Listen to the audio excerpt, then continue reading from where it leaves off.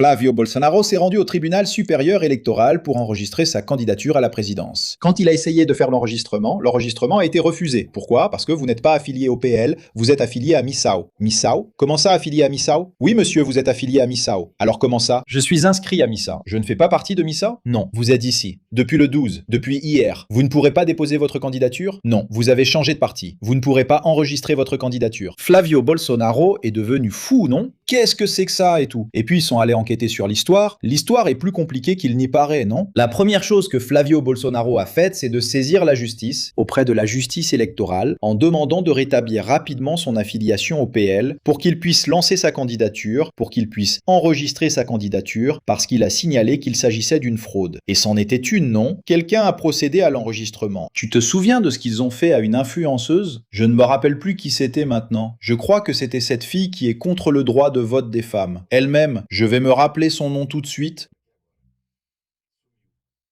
Son nom m'échappe. Mais elle est allée embêter les BTS là-bas, le K-pop, le groupe de pop coréenne. Et les fans l'ont inscrite dans toutes les sections électorales de l'État, de tous les États de la fédération, comme assesseur aux élections de cette année. Ces données ont fuité, ils ont fait tout un scandale. Et maintenant, ils font pareil, ils l'ont fait avec Flavio Bolsonaro, ils l'ont affilié au Missao, n'est-ce pas? Et là, il a dénoncé la fraude. Le Missao a dit que, attends, c'est pas tout à fait comme ça, n'est-ce pas? Il y a toute une histoire. C'est plus compliqué que ça en a l'air, regarde. Fraude, alerte et email ouvert. Que sait-on sur la fausse affiliation de Flavio Bolsonaro? Ce que l'on sait, c'est ceci. Le TSE a informé que la personne qui a confirmé la fraude du côté du Missao avait un identifiant et un mot de passe du Missao. Alors tu te demandes, est-ce que c'est le groupe de Renan Santos qui a monté ce coup contre Flavio? Eh bien, je te réponds non. Pourquoi?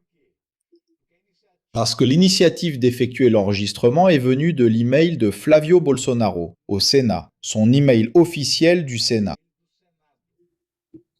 C'est parti de son email, donc ça veut dire que c'est Flavio Bolsonaro qui est derrière l'affaire? Eh bien, je ne sais pas, parce que maintenant les deux sont déjà impliqués, non? Il se peut que ce soit les deux, ils ont vraiment fait des bêtises. Ils ont fait des bêtises. Si c'était Flavio, c'était pour se victimiser, non? Tu vois, le système ne veut pas que j'y arrive, mais je vais me battre contre le système. Si c'est Missao, c'était vraiment pour faire une crasse, pour empêcher le gars de déposer sa candidature. Parce qu'il a fait ça 2 jours avant la fin du délai.